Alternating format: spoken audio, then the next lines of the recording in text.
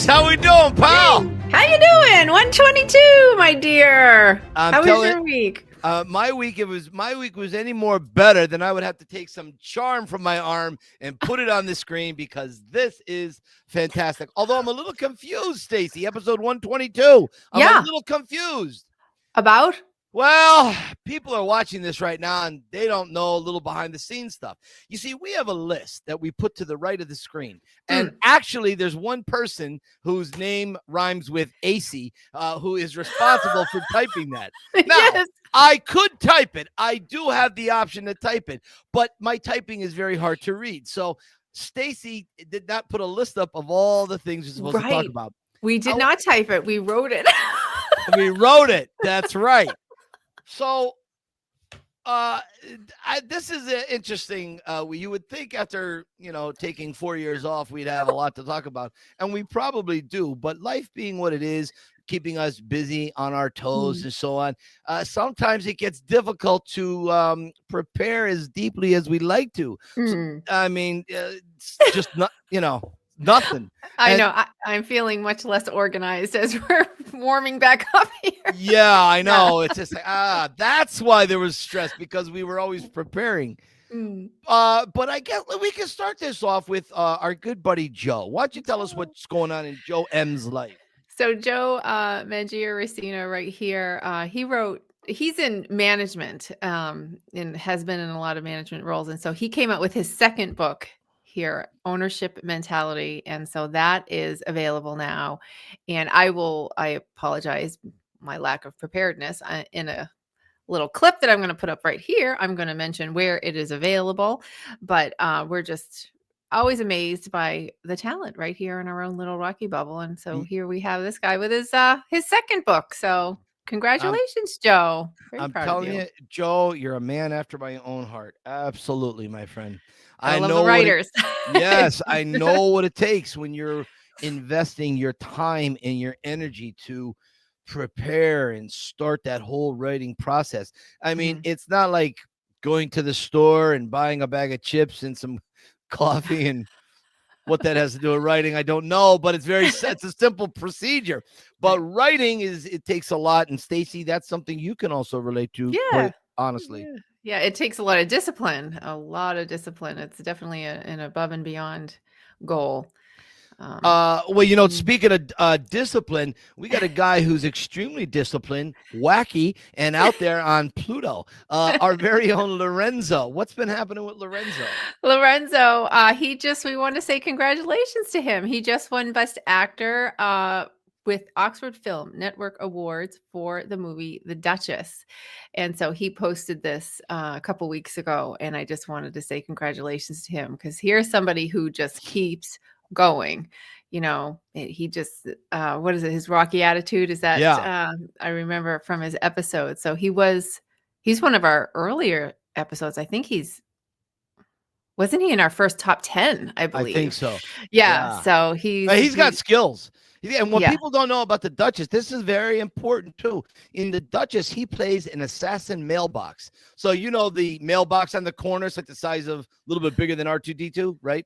So he plays a mailbox that's hired by the CIA to kill an international terrorist. And the international terrorist is called the Duchess. And so as a mailbox, he has to clap the hands and suck them into the box, where he takes a garrote and chokes them out.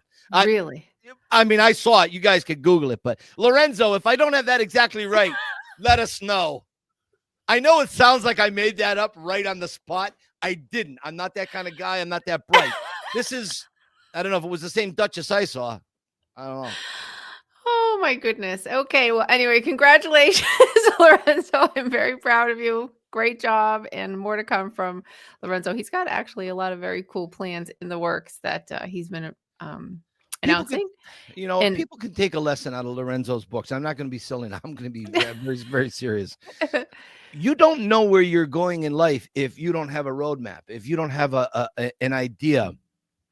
That's the thing. A lot of us, myself included, we go through life and at up to a particular age, or I mean, a lot of us all through life, if you don't know exactly what it is the goal you have set for yourself, you're never going to get there. And Lorenzo is a guy who has the 3-year plan, the 5-year plan. He is that type of guy. And I'm very proud of Lorenzo because he takes his talent, he takes his skill set, and yet he still's got to provide for the family. So until he can get to a point where he does it full time, he's climbing that ladder and he's finding out exactly how to get there.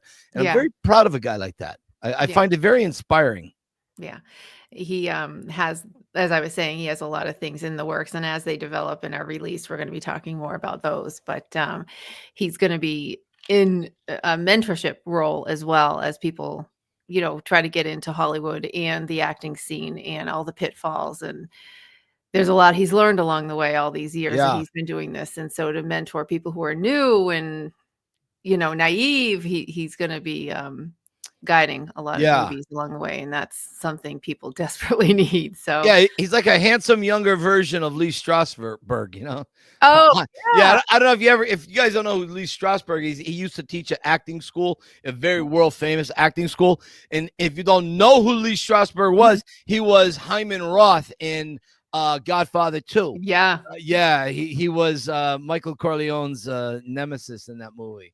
Great role. A great comparison too. That's cool that you said that. So, and I believe Lee Strasberg was also originally sent the script of Rocky to be Mickey.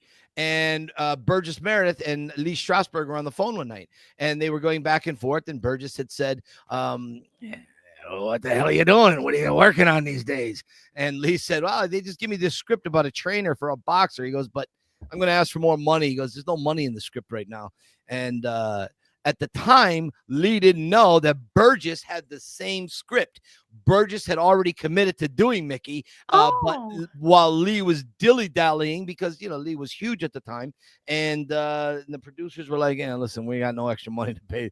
Even if we wanted to, there's just nothing to pay Lee. So they, Burgess had known at that time. And you may ask how I know that. Well, Stacey, I was going to say, this is great. How do you know this? Well, because I read Burgess Meredith's biography. That's how I know that. Yes. Excellent. Yes, exactly. That's cool. That's very cool. All right. Speaking of cool things on Amazon Prime, Stacey, do you think you're smarter than a 5th grader? Oh, it depends on the day. Let me tell you. I'm going to say no. I don't. I'm not. I cut off at a 2nd grade level. That's. Tying a knot, Velcro, that's it for me. So on Amazon Prime, the old TV show, So You Think You're Smarter Than a 5th Grader. Actually, a lot of people don't know this, was started originally by the Howard Stern radio show, and then NBC stole it. They did. Howard was going to sue them over it, but then he let it go. And then they took it, made it a hit, and then it found its way to Amazon Prime. Anyways, Travis Kelce. Yes. Mr. Who's the singer? What's it? Mr. Taylor Swift. Mr. Taylor Swift. He probably hates that. He'll never see this. Anyways, watch to get a knock on the door. What? Who am I? Hi. Yeah. He is the host now. And so the contestants are on there. And I don't know. I've not seen it, but I just read about it on my feed. And it turns out they have these guest judges or guest associates that will help the contestant, like a lifeline. And one of them was Sophia Stallone. And so she, I guess, begins talking, and Travis stops her. He goes, "I got to tell you, I'm such a big fan of your dad's." And she goes, "Oh, well, he's a big fan of yours." And Travis was like, "Really?" He goes, "Yeah." He goes, "You're helping him kill it in his fantasy football league." He goes, "Oh, yay. Who knew Sly played fantasy football?" Hey, we do now. We know this breaking news. Only the Rocky Files will bring it to you.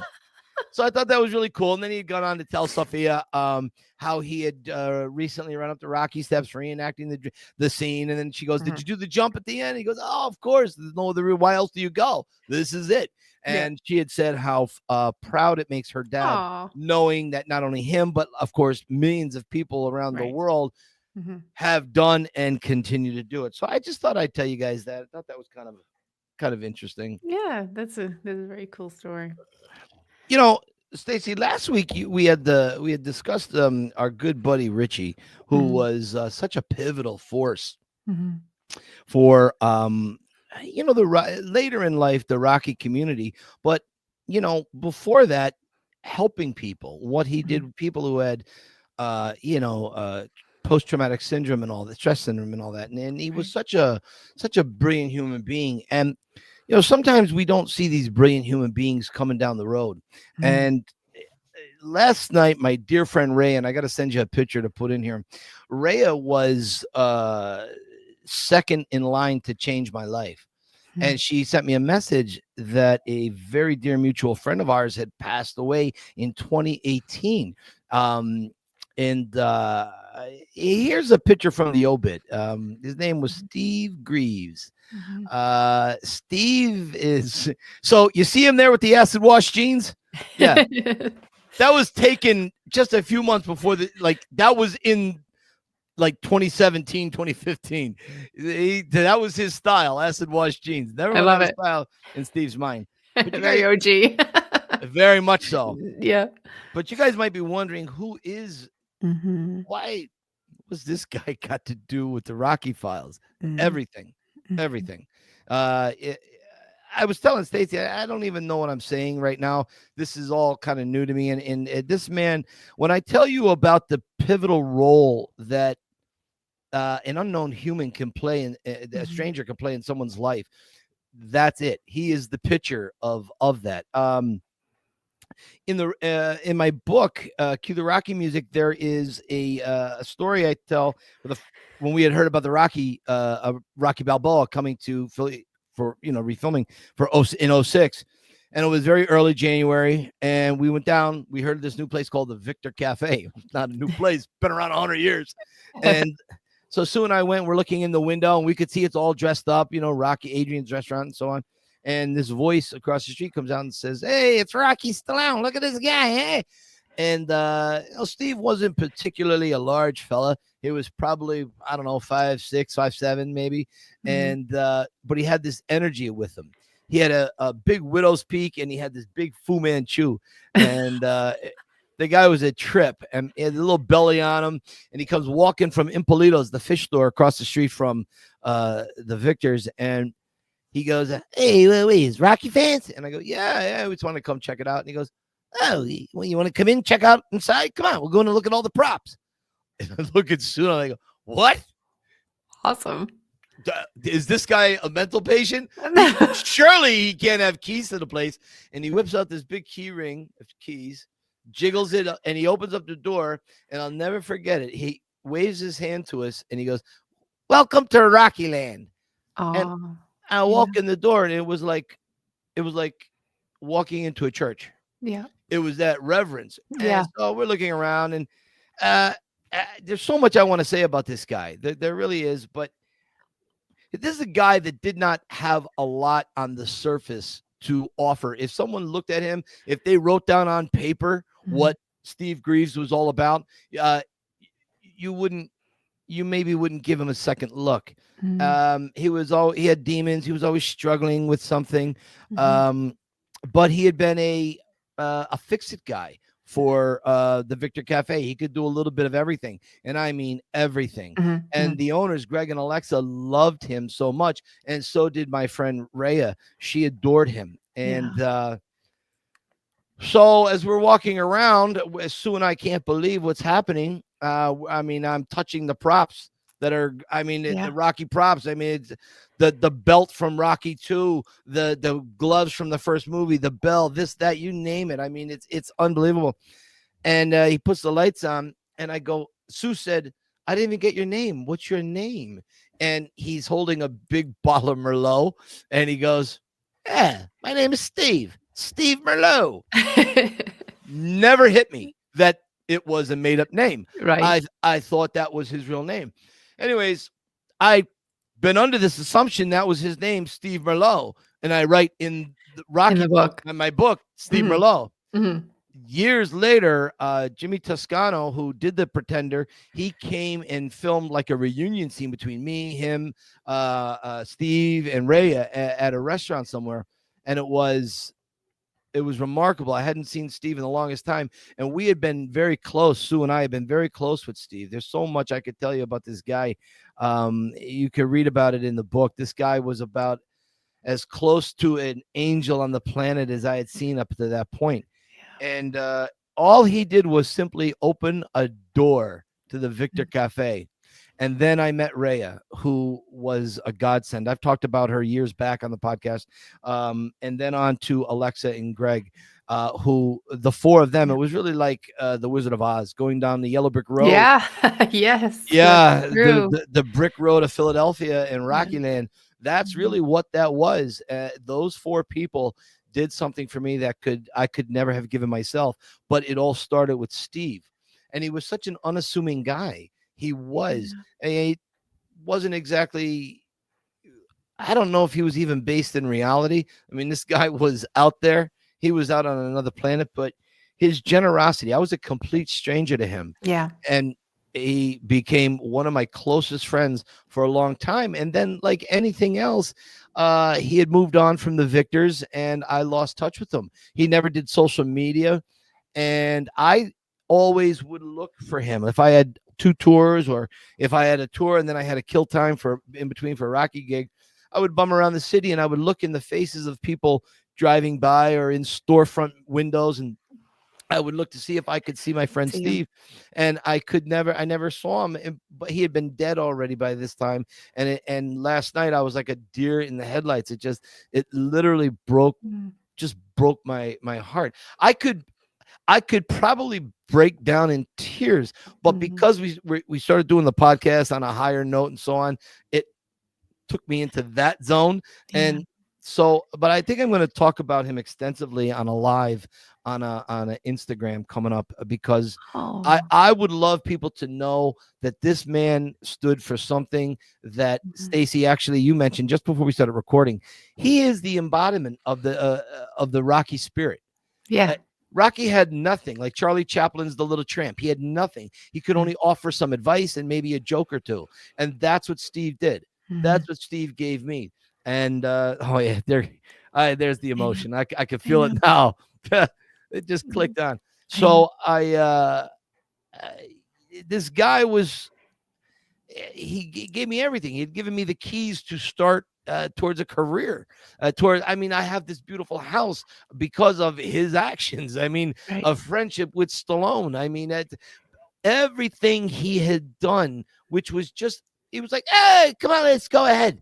That's all it was. It was a wave of his hand. Yeah. For me, it was chains taken off of my body. And I said, oh my God, I could be something. I don't have to work for the man anymore. I don't have to put my nose to the grindstone for a corporation that doesn't value me. I can value me and take that and move it. And Steve is the one who gave me that. And I love this guy. I remember it was his birthday, and he probably hadn't had a birthday party in 35 or 40 years. I don't think anyone had bought him a birthday gift anytime recently. And soon I bought him this stupid talking mechanical parrot. And Steve was always a cursor. He would always swear, and he would tell dirty jokes, and it was great, but he would do it in the middle of the Victor Cafe at rush hour, filled, and he'd be dropping F-bombs and all types of bombs. It was crazy. And I'm like, I'm with this lunatic, and people are going to think I'm like, but we didn't care. Anyways, so we gave him this talking parrot, and he started to cry and get choked up. And he said, he always used to say my name, Michael. He had this way he would say my name. Yeah, Michael, I don't think I've ever been given a gift like this ever. This is the greatest gift I've ever had. And he would always make Sue a thing called beer teenies. And so he would take a concoction of different beers, put them in a martini glass, and call it a beer teeny. It was crazy. And he would always cute. The maitre d' would take us to our table. Steve would come up and he would yell from the back of the restaurant, so, and he would pick her up and twirl her around in this big bear hug in the middle of this restaurant. Like it was just crazy. Anyways, I wish I was more prepared to talk about Steve, and I will be. I want whoever sees it, I want them to know. I wish I could tell his family. I don't know what kind of relationship he had with his family. I don't know if they had unconditional love for him. I don't know if they saw him as the black sheep of the family. I have no idea. For all I know, it could be a beautiful relationship, and I hope for Steve's sake that it was.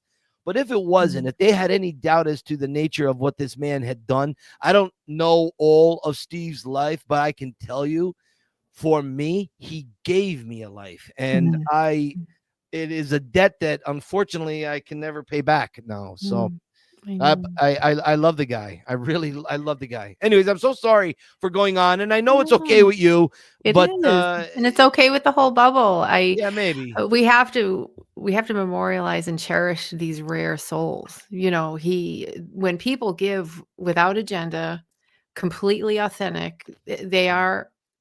I love people who are the same no matter what setting they're in, and he sounds like that sort of person. He doesn't change just because different types of people are in the room. He is who he is. I love that. Also, people who have struggled often deal with a lot more compassion in their life toward other people because they've struggled. He also sounds like that. Yeah. And just that simple gesture, just what that opened, he opened a literal door and a figurative door. Yeah. All at the same time. Yeah. Did we put that picture up of me and him? I have that right here. Okay. Yeah, there you guys are. There he is. This was on Sue's birthday many years back. This is upstairs in the Victors. They were going through a little demolition up there and fixing it up and whatnot. And there's Steve. There I am holding a Yingling. This is how long ago this was. Yeah. This was like 17 years ago when I used to wear watches. And I used to have this move.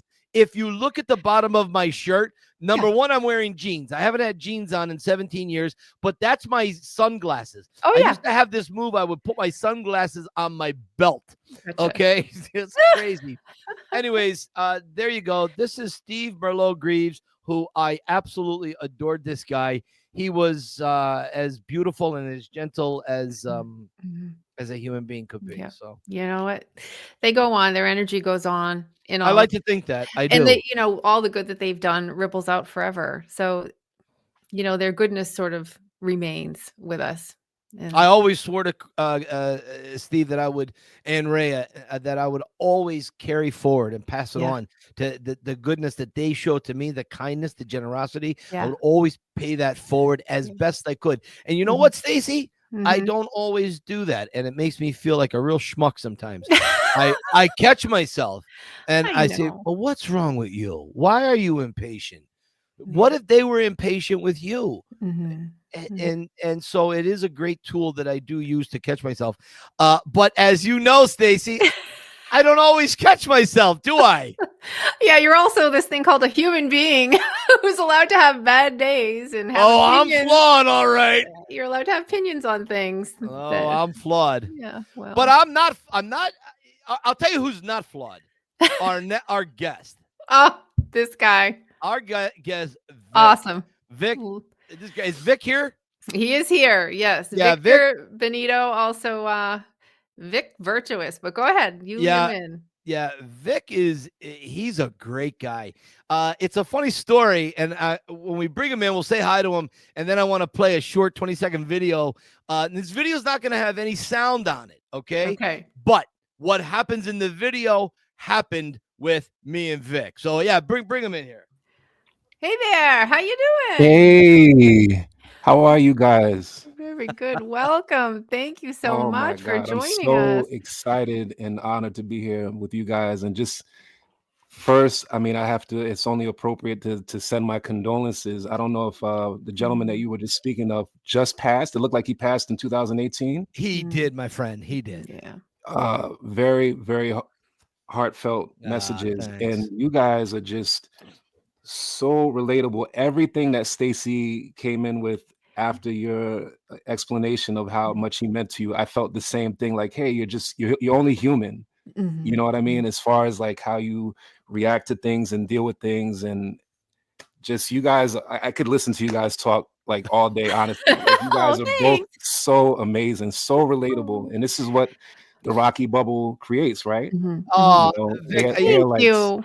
I agree. That's totally right.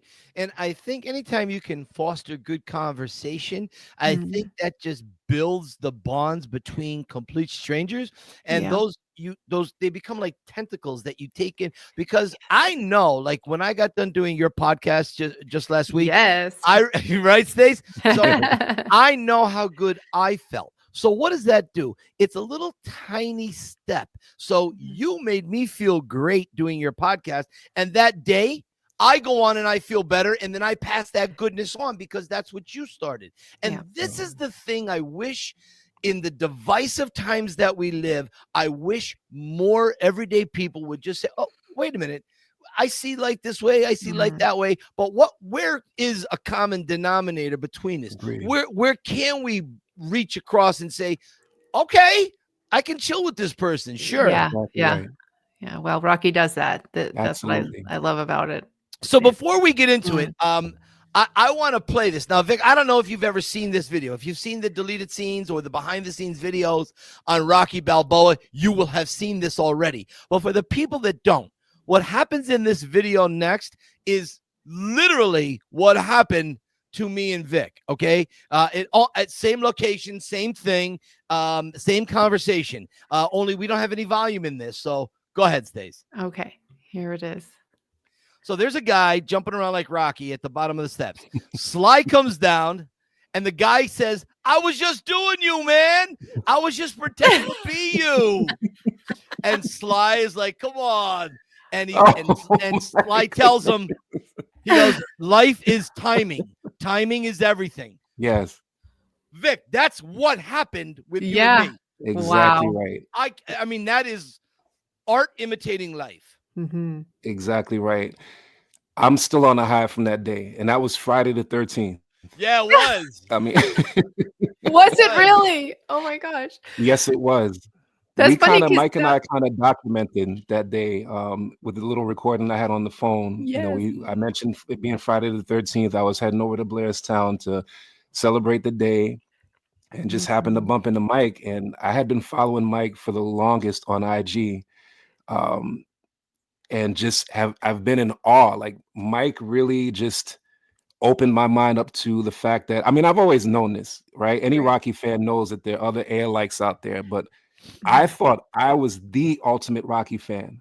No, until you meet Mike Kunda, that's when you come to the realization that, like, I need to step my game up. Like, I really need to. There's a lot more to learn in the Rocky universe, you know? And I feel so proud and honored to be amongst a group of people. I mean, I've just, even, with posting and preparing for my podcast with Mike, have connected with some of your guests, your supporters, other Rocky fans, great people. Stacey, you and I have had a light, exchange, and just beautiful, beautiful people, open-minded, intelligent, incredible people. I can't go on enough about you guys. Yeah. Honestly, I'm honored. I'm really honored. Thank you so much. I agree with you.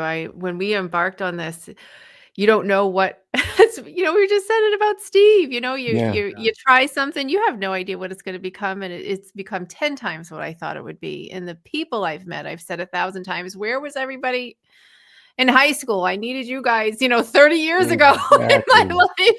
But really the nicest, honest, most authentic people I've ever known in my entire life. And I feel very, very grateful to be connected. And just the transparency that, from Mike and his opinion about not only Rocky, but just things in general. It's been so refreshing to be amongst and to hear and to learn. And, I just can't say enough good things about you guys. Thank you. And just for this whole platform in general, like, I wish this was around maybe under 40 years ago, my like you said, my teenage years, just to have that relatability and comfortability and accessibility to have the Rocky Files and the Yo Rocky film tour. Like, before I even discovered Mike, I had my own personal Rocky tour from when I moved to Northeast Philadelphia back in 2008, 2010. The first thing that I did when I moved into Philly was go to the steps. It was snowing. It was winter. I had a Chevrolet Equinox that got stuck in the snow. But I was the biggest kid at heart. I didn't care if the tires got stuck. The first thing I did was put on that sweatsuit. Didn't have the Converses, but I put on a pair of sneakers, ran up those steps, and the energy was just like you just can't even believe until you experience and go for yourself. Right. And I told myself my personal journey, my bucket list is to go through each location of where the films were filmed. Right. And I only lived about 12 minutes from Kensington. So I said, I don't care how dangerous, I don't care if it's at night, I don't care if there's whomever, like I just have to do, this is part of my goal. Right. Yeah. There's nothing that's going to stop me from doing this. So, Wow. but I wish Mike was around, or at least I knew of Mike and his tours at that point in time. Next time you're in the Philly area, you got to reach out to me and let me know. I can just meet you in the city and we'll just go on and I'll give you like an abbreviated tour with all the stories that go with it. Yes. That, your average Rocky connoisseur may not necessarily have access to. And that's the thing. But Stacey, one of the conversations that Vic and I were talking about on the steps that morning, I'd gone to the steps very early before a tour because, as we all know, Sly had graciously lent Philadelphia Rocky statue number 2 at the steps until the first week of January. And so I was there with my tripod doing videos and pictures and whatnot. And I see Vic at the bottom of the steps. And at first I couldn't, there's 72 steps. And so the elevation and you're looking down and you people look smaller, like ants and whatever. But Vic didn't look like an ant.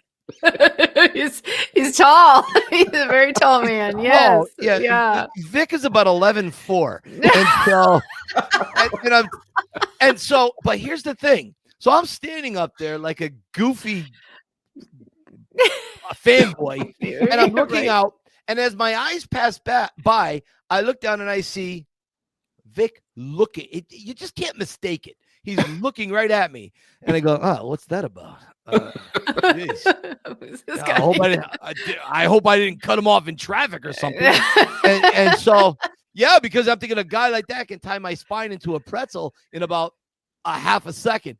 So he starts walking up the steps. I'm like, I don't need this morning. And as he's getting closer, I see his face of concentration into this beautiful smile. Aww. And he gets a few more steps and he's got a Rocky shirt on. And I just go, hey, what else do you need to know? Maybe he saw me online. Right. And sure enough, he knows my name. He knows about, and it's at first it's disconcerting because I forget who I am and what I do for a living. Right. I forget that.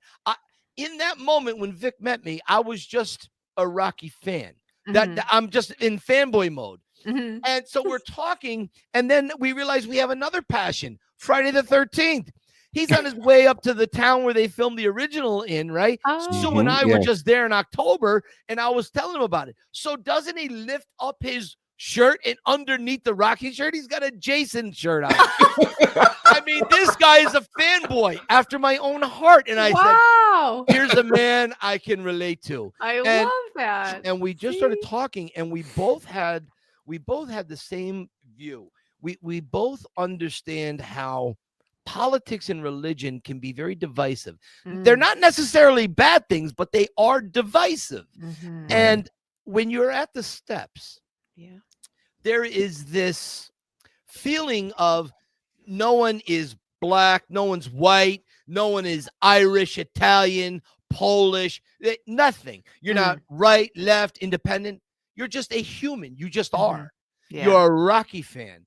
And this is the beauty. And Vic, I want you to talk about, because I've taken enough time, I want you to talk about how you've seen that yourself with people when you've visited the steps. Well, I mean, that day, for example, as I explained on the podcast episode together, like I first got to the steps and I saw a group of people, elderly people, that were at the bottom of the steps. And I mean, just the joy and excitement on their faces to run up and down those steps was just, I'm just in awe every time. Like it's like going to a job and doing something new and exciting every day. If that makes sense. Like, you go to the steps, you just see people of different races, different ethnicities, same thing, same difference, different ages. And just enjoy whether they're lifting their arms. Even in the video I recorded of you, as you're talking, you see the guy in the back. I think it's a bald-headed gentleman. He's doing lifting his arms. It's just what compares to that. And as I told Mike, I think Mike told me that he's a big Star Wars fan as well. Sure. There are other franchises that I fell in love with throughout the years, but to me, Rocky has always held the title, the crown. Just Oh, number one. Um, yes. I mentioned the first one came out the year I was born, 1976. I don't remember everything from my youth because I mean it's very vague, right? But Yeah. I do vaguely remember double features. Yes. And I believe I saw the first and second Rocky in the movie theater. And I Okay. saw it obviously when it premiered on TV or Mm-hmm. reruns of it afterwards. And Sure. I just fell in love. I fell in love with the heart, the vulnerability, Mm-hmm. the insecurities, Mm-hmm. everything from Rocky staring into the mirror and rehearsing what he was going to say to Adrian in the shop the next day to make her laugh. Like it doesn't get any more introspective and personal than that. And Yeah. that was something that I dealt with. Every Rocky fan, I'm sure, can relate to as far as not being sure of yourself, the lack of confidence, sometimes having the confidence, the motivation, the inspiration, the depression, adversities. These are all life journeys that we all encounter. Mm-hmm. And none I've ever seen like Rocky. Mm-hmm. And just to go even more introspective and personal, one of the other things that I really fell in love with was the relationship of Rocky and Adrian. Mm-hmm. I didn't have the best examples of a couple in my household with my parents.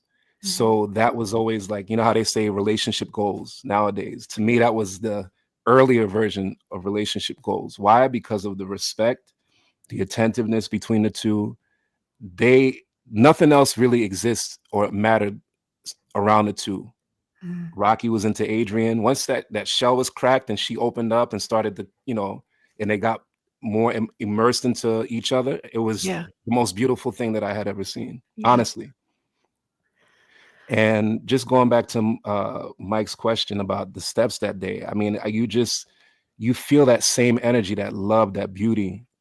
For me, every time I go to the steps, it's not about any of those things that I mentioned earlier. It's just about perseverance. It's about joy. It's about relatability. It's making that connection. Mike and I met for the first time that day on top of the steps. Look at that Yes.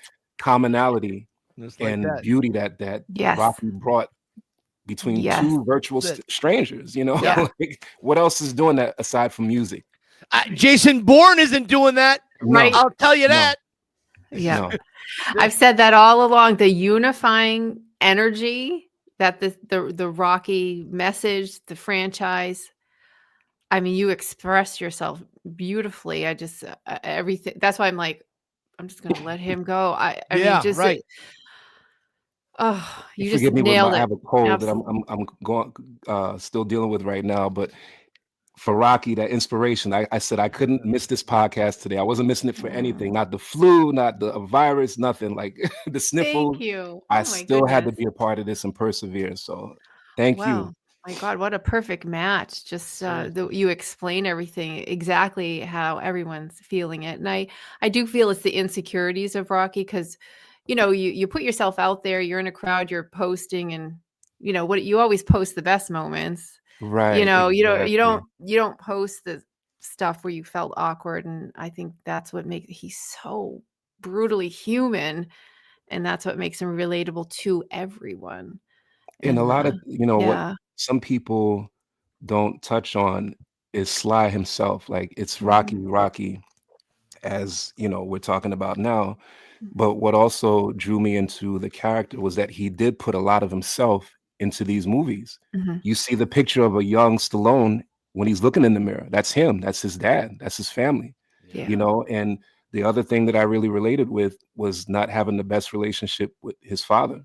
Yeah. He talks about that a lot with that recent documentary. That's Right. something that I could really, really identify with. Sure, my father and I have a better relationship now as he's gotten older.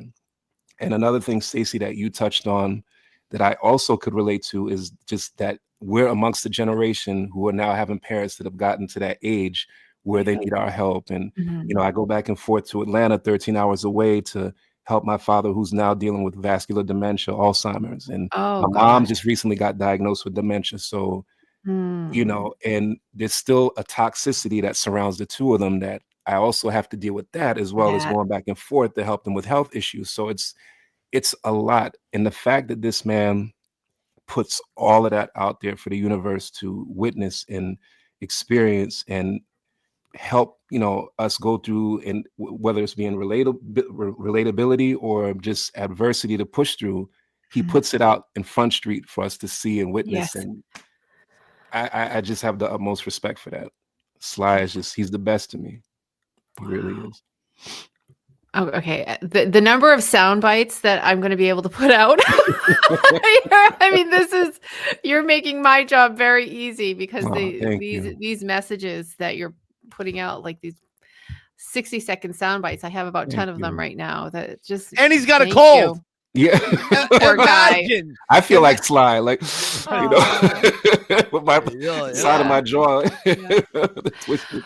Well, the transparency matters to people. There's nothing more, to me, more attractive about a person when they say, yep, I did that, I screwed up, or this is what I struggle with, or that transparency and honesty is so attractive and endearing. And so, Mike, you know, we talk about this, and you know, you're hard on yourself, and I'm like, are you kidding me? That's the stuff that people love. That's the human part, you know. So yeah, I don't know. You know, I think we know ourselves best, and even, you know, Sue, who probably knows me better than anybody on the planet, you know, she'll tell you nothing will tick her off more than when I don't draw a paint anymore, but when I used to, I would show her a picture that I did, and before I could even get her thoughts on it, I begin pointing out all the mistakes I made on the apart. Yes. And I do that because of insecurities, and I feel if I've already said how bad it is, then they can't say it. They can only, if they're a fairly decent human, they'll say, oh, well, the nose looks nice. Then I'll walk away and I won't feel like such a loser. I used to be the same. I know that. Yep. Vic, you know what I'm saying? Yes. Very much so. You know, I looked at The Pretender, and Mike, my goodness, blew me away. Absolutely blew me away. Thanks. You, in a sense, are really like Rocky. You are Rocky. I mean, the scenes, I mean, there's so many scenes, but the scene when you went into Kensington to the old house, the 1818 section, and the guy yells out, oh, what has Rocky done for the community? And to see how that hit you, and you were in the car just driving, and your wife was there to console you. You don't know how much that ate my heart, honestly. Yeah. Like, I felt that. And I said, man, this guy is super sensitive. He identifies with his feelings, and he's not trying to mask it. And I just couldn't relate more, and my heart just fell apart. I'm like, wow, this is just amazing. Thanks, Vic. You know, when you do something like that, when you put yourself out there and to be judged, and you're going to be judged by complete strangers who don't know anything about really like, you can try to come across with the depth in a thing like The Pretender, but not really. I mean, because how do you express a life's passion in 57 minutes, 54 minutes, right? How do you do that? So when you're going to be judged, you really do have to say, okay, helmet time. And you go through with it. But I really have to thank Jim Toscano and his team, Danny Janino and all those guys, because they really capture something that I think was honest and really true. Because there were times during The Pretender, I was doing the star thing. I was like, that doesn't bother me. I was fine. No problem. Yeah. And Jim would go, Mike, what are you doing? Just stop. Listen, this is not Hollywood, Mike, okay? Yeah. He goes, I got a small business. I want to do this film with you, but just be you. Like, okay. It's funny you mentioned that scene, Vic, because that hit me too. I was like, wow, this is his DNA. It's so personal. It's insulting Mike personally, not just just Sly or Rocky. So that's one of my favorite scenes. It's very interesting that you mentioned that one. You do feel it, Mike. Absolutely. I mean, it was so parallel to Rocky, because he caught criticism within the movies. You know, any of the Rocky movies, he persevered through a lot of critique and criticism and downfalls. So I'm glad that you kept that ugly part of that visit into the film, because it's reality. It's not all like sunshines and, like you said, posts where people look perfect. It's life. It's part of life. It's part of Rocky. You know, that part in the restaurant, which is probably the most humiliating part I've ever been involved with in my life. Jim said, we have to cut this back, Mike. It's pretty brutal. And I go, no. I said, let's show even more of it. And so we met in the middle. If I could show you even more of how bad people were making fun of me behind my back, Jim showed me some of it. And because the night we were done in the restaurant, we go back to the hotel, and I don't recall why, but we all each had a bottle of wine. I don't know. Maybe the guy in the restaurant gave us a bottle of wine each. I think that's what it was. So we go back to the hotel. It was like 2:00 in the morning, and we just start slamming it. And we're watching all this stuff. And I'm looking at people making goofy signs behind me, throwing me the finger, all kind of crazy stuff. I go, wow.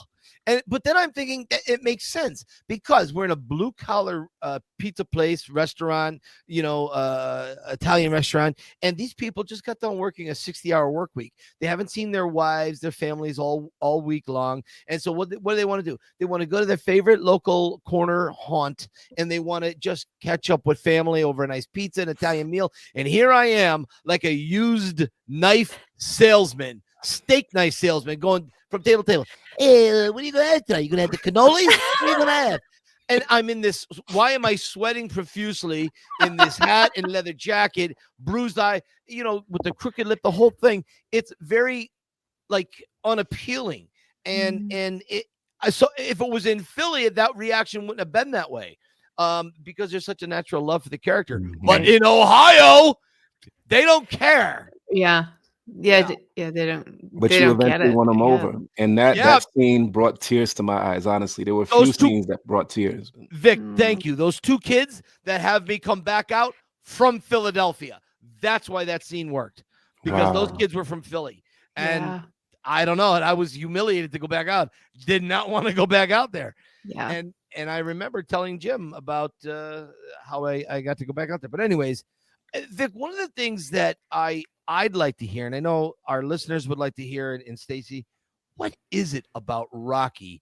Why Rocky? Why not like Harrison Ford and Indiana Jones or Luke Skywalker? How did it apply to your life? Great question. I always tell people I've had three biggest inspirations in my life: Stallone, Bruce Lee, Eddie Murphy. Nice. Those are my top three. Each one depicted each side of my personalities. Like I have the sense of humor. I have the serious cultural, the fighter in me, the martial arts. I've always been attracted to that. And Stallone has just been, again, that vulnerability, the underdog, the person to persevere, rise above the critiques and the judgments. And again, from what I stated earlier, Stallone has just always put himself out there, and it was always relatable. The first two movies I saw in the movie theater was E.T. and Rocky. And nice. Rocky, I was just gone. I mean, this guy he was a bit shy, and it was a balance of both: being shy, being confident, finding himself, looking within himself. The people around him that he surrounded himself with were all full of heart, whether it was a derogatory, negative guy like Paulie, but they were all people who wore their hearts on their sleeves. And Rocky Stallone was just at the top of that, that totem pole for me, of the people that just were full of heart and beauty. And it's just someone that really walked me through life hand in hand, whatever I went through. I think, Sue, I gave you a brief picture of my grandmother when she passed. She is still, I tell people, my heart to this day. I love her style. She looks so adorable here. Thank you. She was my Mickey. Yeah. She was my Mickey. She was at times ornery, rah, rah, rah, rah, rah. Sure. Very direct, brutally honest. Yeah. Of course. She was also the angel on my shoulder.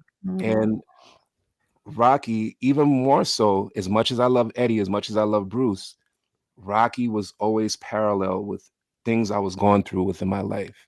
When I lost my grandmother, losing her was my greatest fear, my biggest nightmare. What did I turn to when I lost her? Rocky 3. Oh. Everyone talks about how dramatic, oh, like that was me inside my heart. Like just that whole dramatic scene of him crying, and that was losing my grandmother was the worst that I could experience.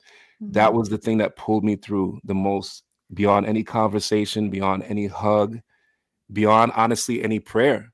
Yeah. Sure. Rocky 3 was it for me. Wow. When I had my battle with diabetes, which I've knocked on wood, reversed, who did I take with me when I went on those walks outside in Jersey City around the block? 30 minutes a day. Rocky was either in the headphones, it was on the phone visually as I'm walking or jogging, and 30 minutes a day with eating the right things and being disciplined took the diabetes away. Wow. Good for Rocky you. was always, thank you. Rocky has been hand in hand throughout my life, literally. Yeah. You know, and I know so many people, past guests, future guests, will explain the same thing. I really don't know of any other movie story like that.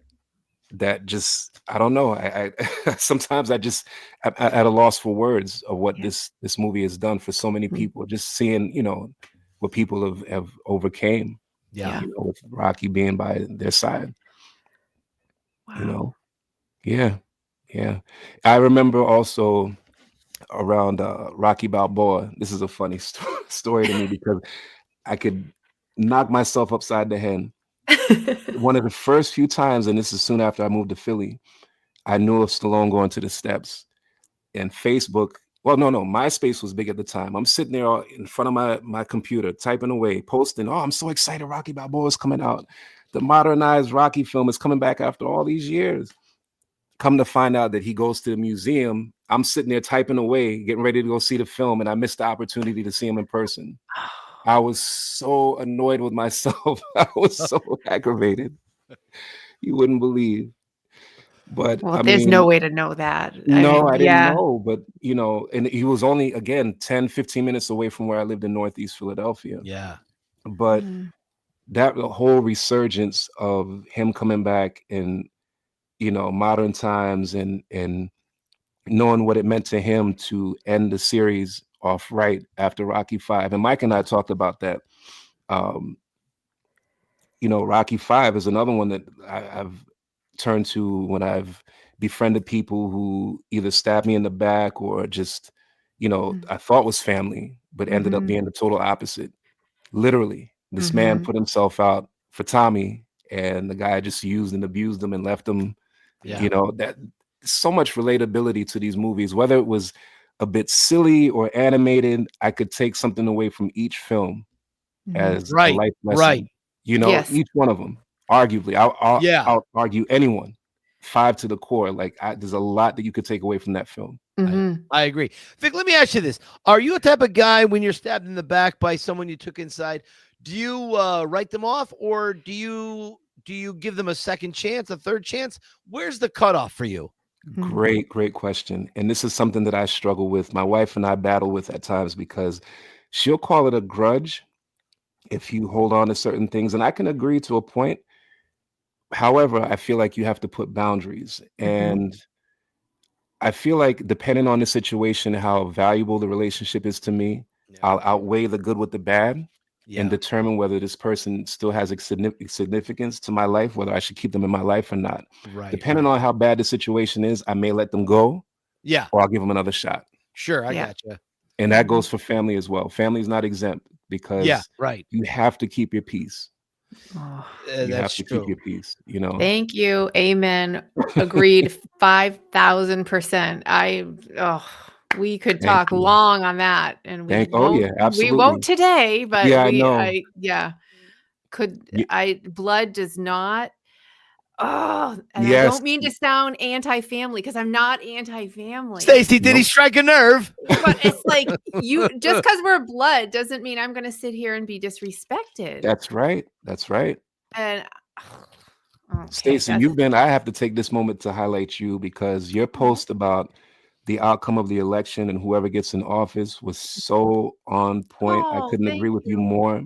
And I Thank had you. to comment underneath that post because I had never seen a post like that. There's always usually, again, going back to what Mike said about being divisive. It's either the left or the right, Trump or Kamala or Obama. It's either or. It's never an in-between. Somebody's open-minded to see the good and the bad in between both, or just being in part. Like it's so much divisiveness is crazy. I'm quite tired of all of it, honestly. But thank you for saying that, because I think we all need to be reminded that we're all just people. And Mike and I have come to this conclusion that most of us meet somewhere in the middle anyway. I think that, 90% of us are pretty close to each other, and it's your fringes that are really causing ruining it for everyone. Right, causing lots of turmoil. Yes, exactly. Drives me. Both. Yes. Right. So, your point about boundaries is so important, and I know Mike's battled with this year, and I've battled with that with friends. I've lost friends that I didn't expect, and people have moved in ways that I'm like, did they really just do that? Did they just say that? Like, people shock you. I mean, people I've been friends with for 10 years moved in ways that I was like, stories, boy. Wow. Yeah. Right. And Rocky experienced these things. So no, we subscribe to the same philosophy on that for sure. Absolutely. Michael. Absolutely. I didn't say anything, but I will say earlier how I said how flawed I was. This goes in. Yes, my flaws come into this part of the conversation where I'm always learning to be a better person. That's for sure. It's like what Vic was saying about this Rocky universe. This is a culture of individuals that, for the most part, are oblivious once you're in the circle. That you are oblivious to the outside issues in the world today that are tearing us apart. And I just wish more of us can do that. More of us can let go of the demons that are bothering us about the world, because it's very difficult. There's very little we can do about the outside. But what is it that I can do, Mike Kunda? What can I do to make Vic's day better, to make Stacy's day better? And the same for you guys, to pay it forward. And I think paying it forward is something the three of us have done a fair amount of in our lives. And I think we will continue doing something like that. Stacy, what do you think?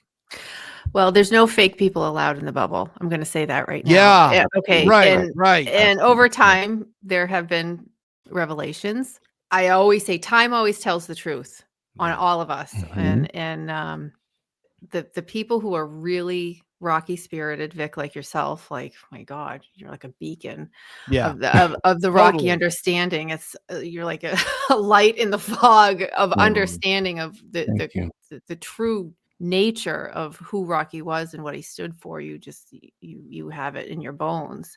Thank you. As you too. Thank you. Thank you. But what do I say to Mike all the time?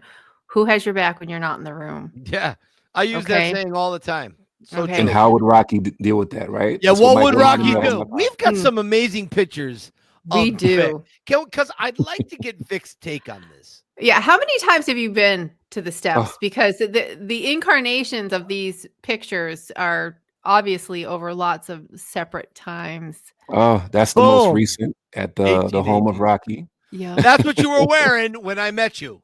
Yes, actually, I had a different hat on when we met at the steps. I had just bought the Scully hat from the Sly shop after I left you. I gotcha. Here's your lovely wife here. Yes, thank you. Oh, that's nice. Look how cute you guys are. I can't see it. Thank you. Beautiful.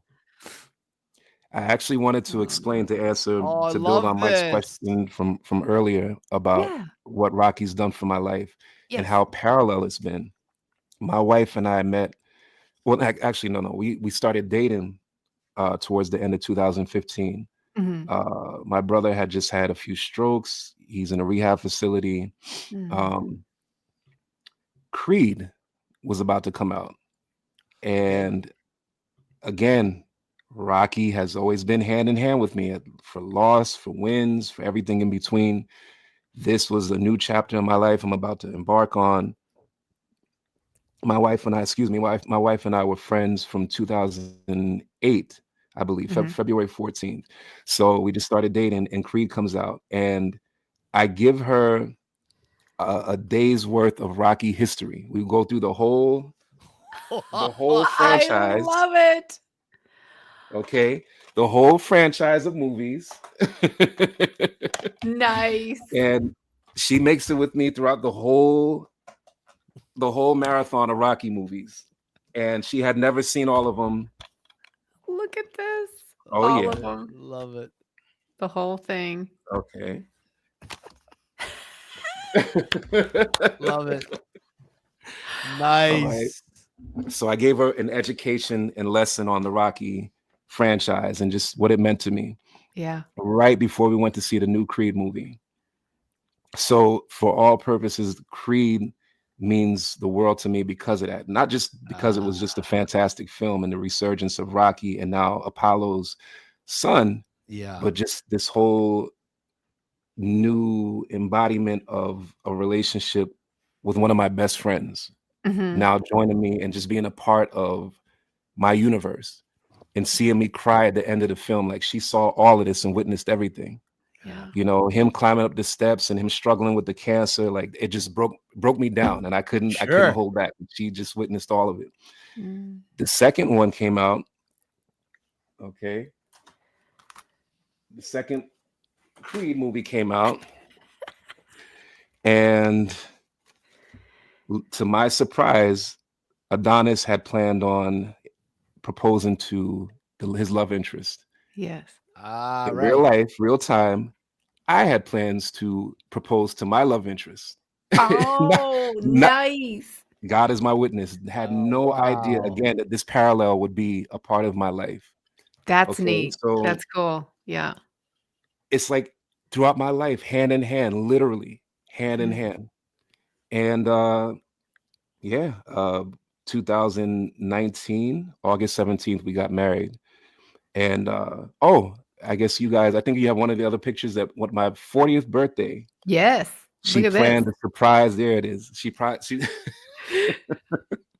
she planned a surprise birthday for me and invited family from Atlanta, from Maryland to surprise me at the Brightside Tavern in Jersey City. And she designed a cake for me. There Mhm. it is. Oh, look at that. Come on. I love it so much.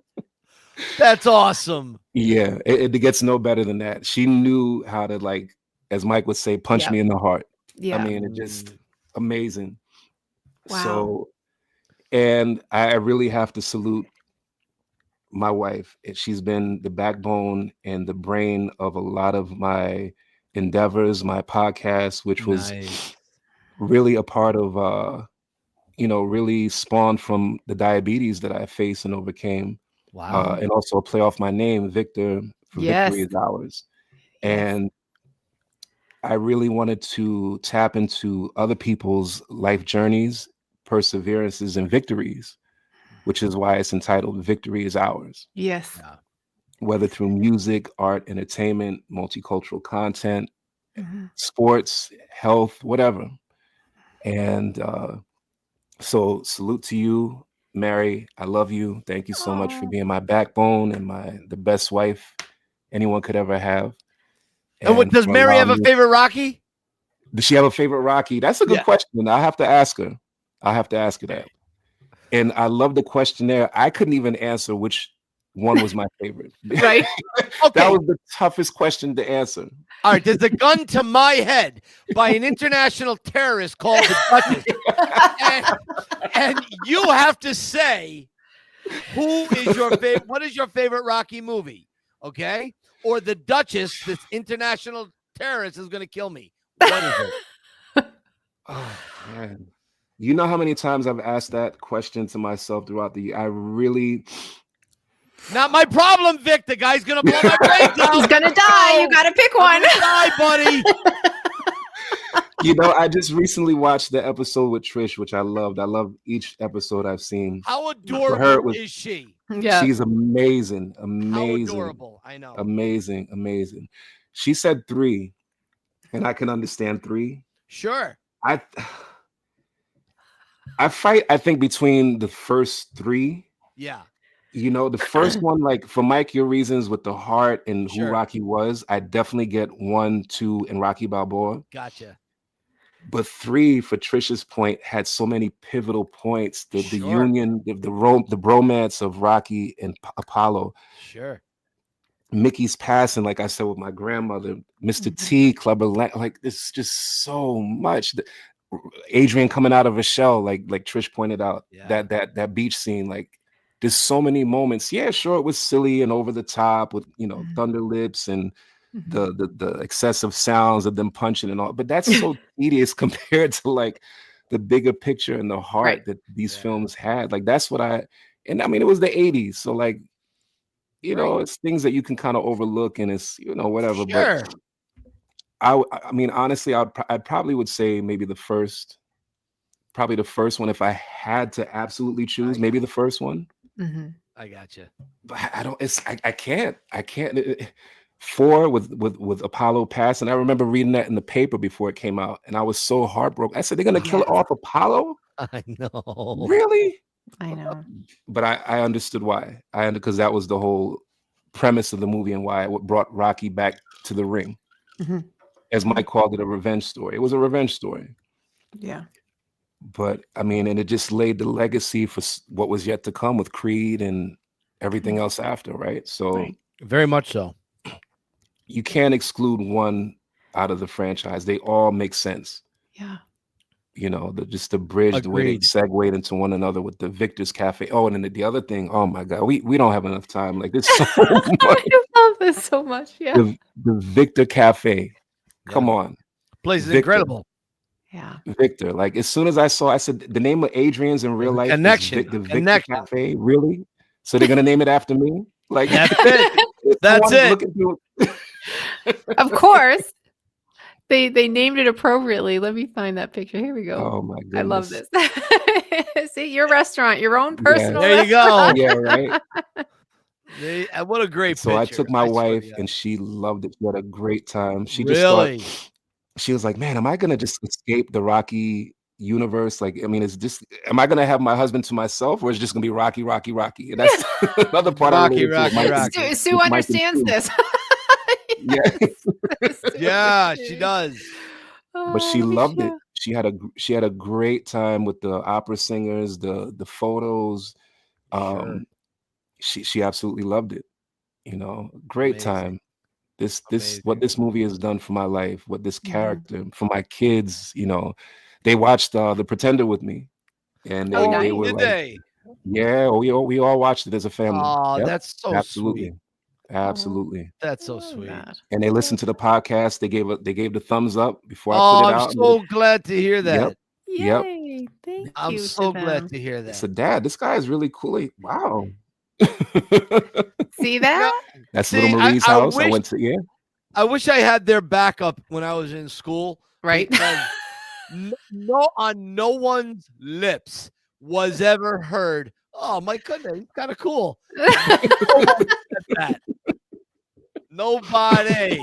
I just appreciate how sweet and kind you've been to him.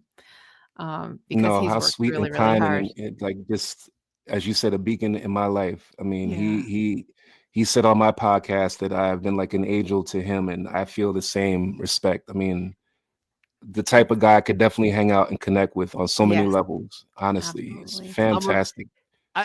Vic, I think guys like you and me were very easy, and Stacy as well. Absolutely. We are very easy people to roll with, to sit and talk about life from A to Z, because again, when you live in the middle, and I'm not just talking politically, I mean, when you live in the middle in life, when you go to extremes, I'm no stranger to extremes, as you see around me.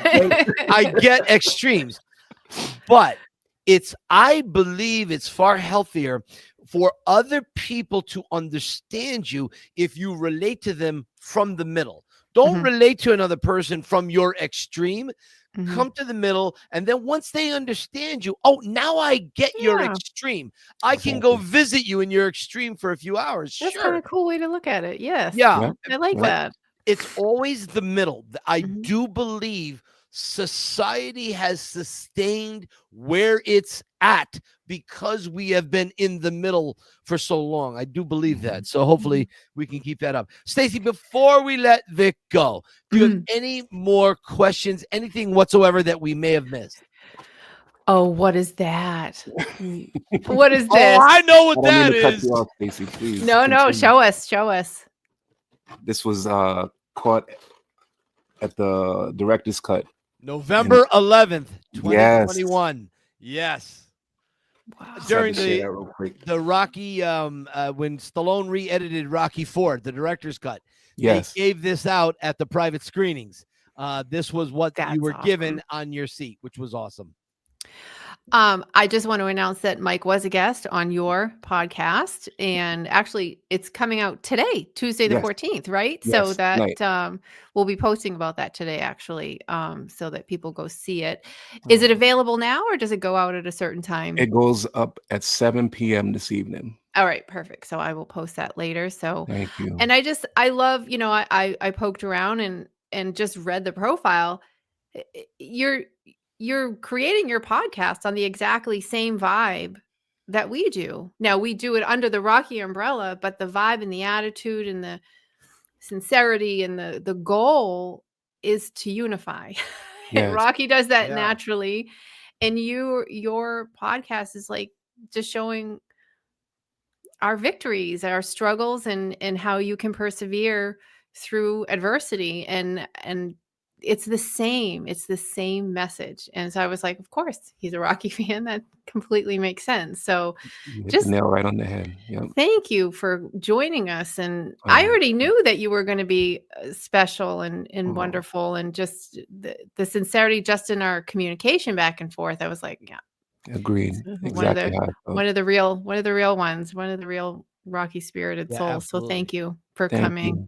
Mhm. No, and you hit it on the nail again. I mean, on the head again. Like, Rocky has been a life's inspiration for me. It definitely inspired the podcast, Victory, Yeah. the ultimate victory, on Yes. so many levels to reach so many different people. And it's open. People ask, who's your target market for the podcast? It's for everyone. Yes. Everyone's life journey and perseverance. Mhm. So great observations, Stacey. Thank you so much. Thank you. Both She's of so you smart. guys. Amazing. She's so Please, smart. everybody support the Rocky Files. These guys are amazing. I feel like I'm sitting here with goosebumps, like so honored, so humbled. The big kid is out. Like, I this know the is best. feeling. It doesn't get any better than this, honestly. Vic, as we say goodbye, I have two last questions that I love asking everybody. If you can go back to an 11-year-old Vic, what would you tell your 11-year-old self? That's a great question. Wow.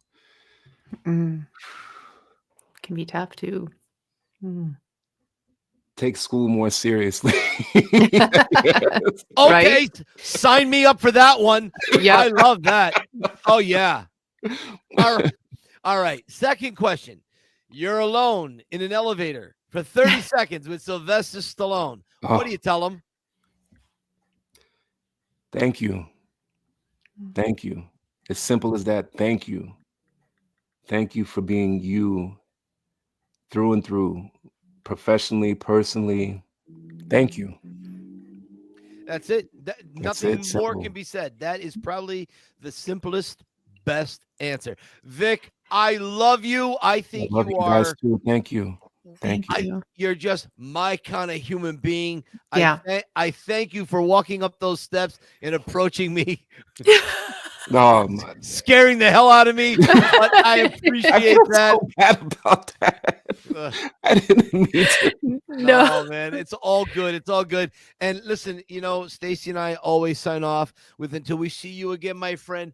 Keep punching, my friend. Keep punching. Thanks, Vic. Punching. Thanks, Vic. Take care. Thank you. Bye-bye. Bye-bye. Yeah, I mean, so you never know what the day is going to bring. You never know at 6:30 in the morning who you're going to meet at the Rocky Steps. I swear to God, you never know. And Vic said something about being open to other thoughts and potentialities in life. And that's the thing. I know we're all a little guarded, but if you can just open up yourself just enough, where you're still protected, but you open up enough to say, I don't know, this person kind of is interesting. What do they have to say? All of a sudden, a friendship develops. And how many of us miss out on potential friendships because we're closed off from previous people who have stabbed us in the back. Right? Oh my gosh. Isn't that the truth? But the moment at first, he's a tall man, he's a big guy, and you're like, okay. You think? And you said he sort of had a serious look on his face. So you don't, it's a crazy world. You don't know who's going to say what, when, and where. And then you see the Rocky t-shirt. And that is my favorite moment of transformation, because you're like automatically a new BFF. Like anyone who understands Rocky understands me. And you didn't even have to speak a word to him. You saw that t-shirt and knew. I knew I was safe. I knew one of my he's my people. My people. Right.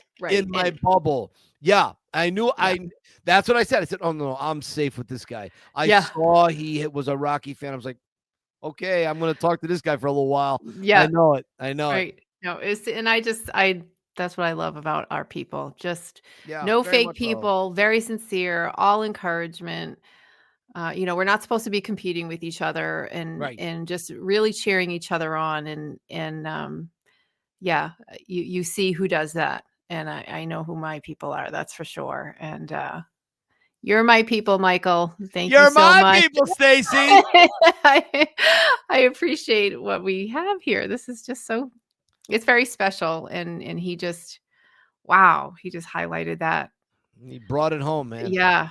Wow. Knocked it out of the park. Just like I said, he's like a beacon in the fog. Just if podcast had awards for episodes, this one goes up for nomination. Okay.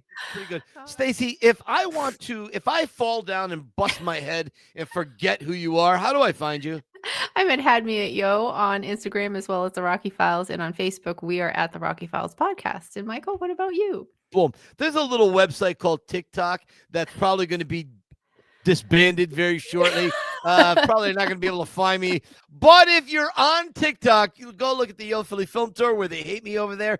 But lately, they're really showing me a hell of a lot of love. I don't know what's going on. I've just gained about 30,000 followers in the last month, which is kind of crazy. So that's kind of cool.